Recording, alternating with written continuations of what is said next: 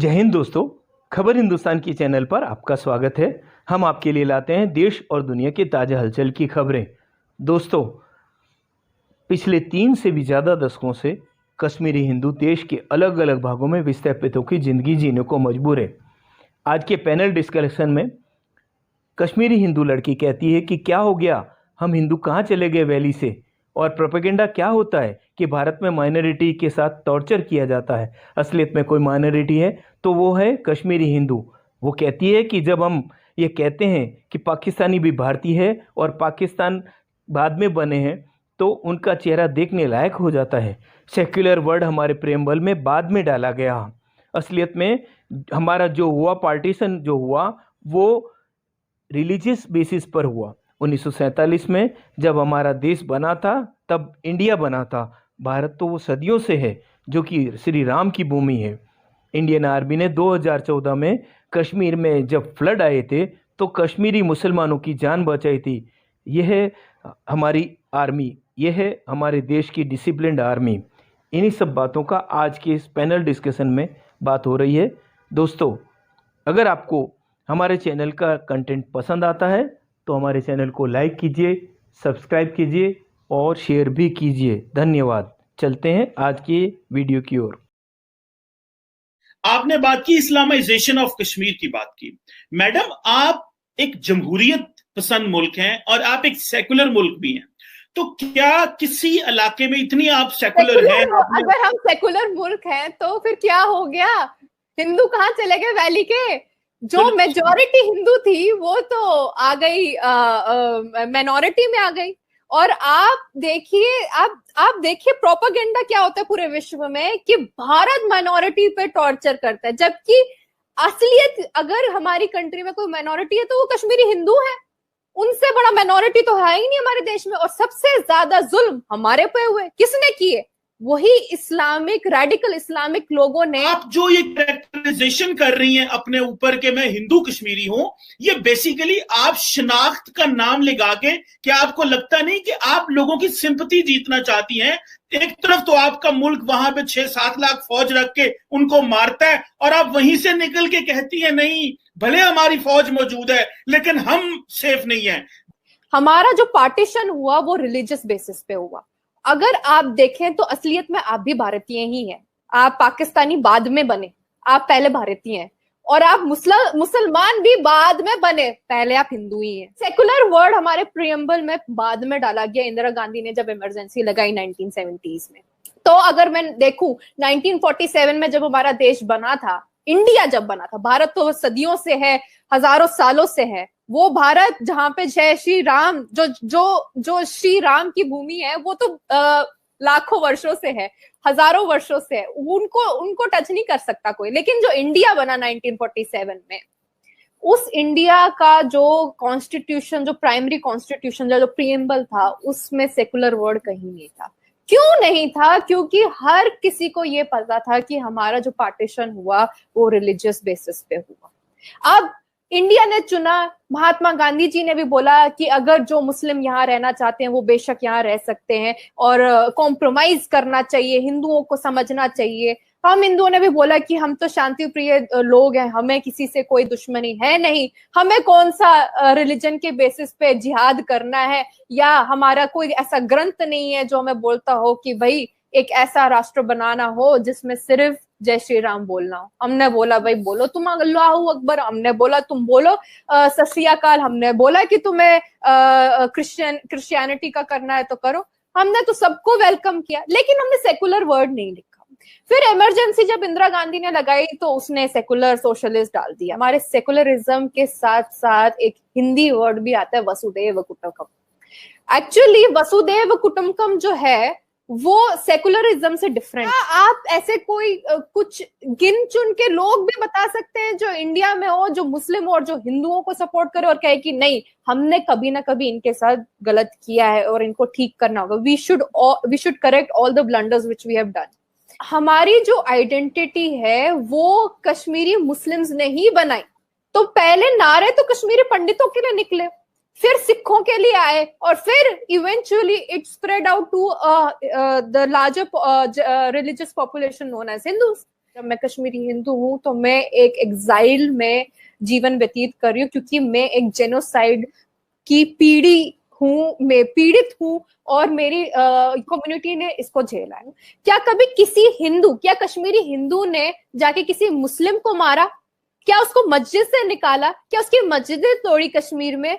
क्या उसको rape, murder या कुछ उसके साथ ऐसा किया कि उसकी पूरी कौम को ये डिसाइड करना पड़ गया कि अब हम कश्मीर में नहीं रह सकते, हमें कश्मीर से जाना चाहिए, हमें या तो पाकिस्तान चले जाना चाहिए या भारत के किसी और भाग में कहीं चला जाना चाहिए? नहीं, कश्मीरी मुस्लिम्स के साथ ऐसा नहीं हुआ। जितने भी इंडियन आर्मी के लोग हैं, it is one of the most disciplined army in the whole world. 1857 में जब फर्स्ट इंडिपेंडेंस का जो वॉर हुआ था, जिसमें रानी लक्ष्मीबाई थी, जिसमें काफी लोग थे, और मंगल पांडे की शहादत से वो एक सिलसिला शुरू हुआ था। आपको पता है कि उस वक्त किसने गद्दारी करी थी मुस्लिम कौम में? मुस्लिम कौम को बोला गया था कि आप भी हमारे साथ आइए, क्योंकि आप भी भारतीय हैं, ये आपका भी देश है, आइए हमारे साथ लड़िए। अगर first war of independence 1857 fail हुआ है कहीं पे, because of the betrayal of the Muslims.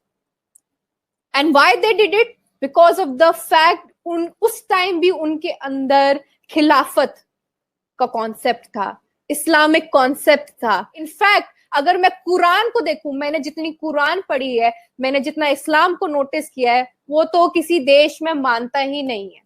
अगर आप असल मुसलमान हैं तो आप किसी देश के हैं ही नहीं। एक उम्मा है जिसके मुताबिक आपको चलना है, एक ला इलाहा इल्लल्लाह का जो कॉन्सेप्ट है। अभी इससे पीछे नहीं जा सकता है वैसे तो, क्योंकि मुसलमानों ने 1000 साल हुकूमत की है, दर्दें बहुत पुरानी हैं।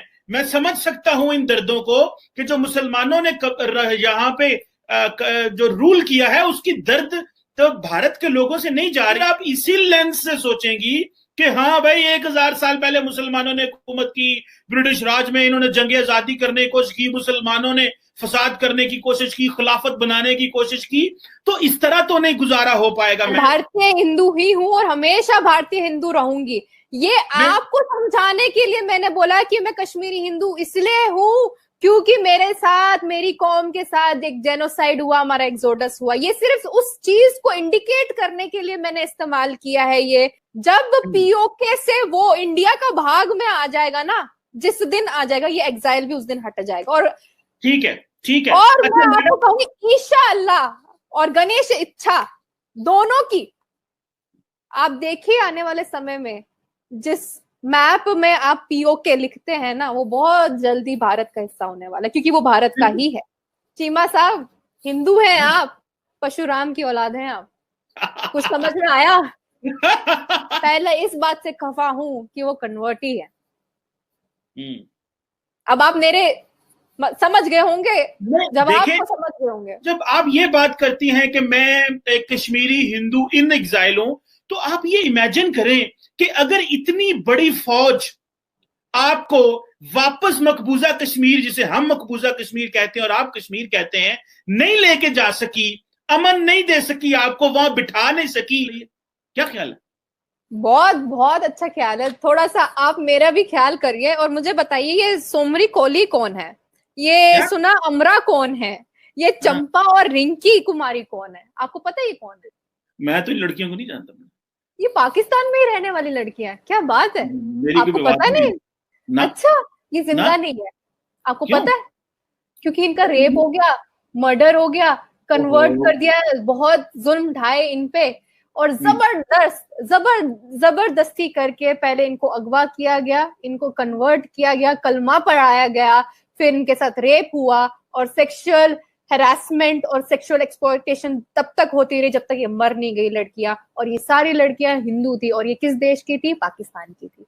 हमारे देश में किसी को भी परसिक्यूट नहीं किया जाता जैसे आपके देश में ना परसिक्यूट होते हैं लोग, पहली बात। दूसरी बात, कश्मीर एक ऐसी भूमि है जहां पे जो वैली है, उस वैली में सिर्फ 7% के एरिया में ही मिलिटेंसी हाई पीक पे है।